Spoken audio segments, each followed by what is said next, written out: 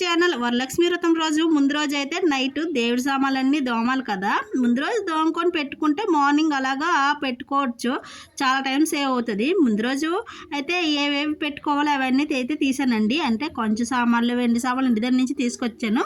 అవేమో కొంచెం క్లీన్ చేసి పెట్టిస్తే అప్పటికప్పుడు అలా సెట్ చేసుకోవచ్చు కదండి. ముందు రోజు చేస్తేనే పని తేలదు, ఇంకా అప్పటికప్పుడు చేయాలంటే అస్సలు పని తేలదు. అన్నీ క్లీన్ చేస్తానండి. నేనైతే పితాంబరి ఉన్ను చింతపండు వేసి దోముతాను అనమాట. ఏం దోమను కొంచెం సామాన్లకి అలా దోముతాను, వెండి సామాన్లు కూడా అలానే దోముతాను.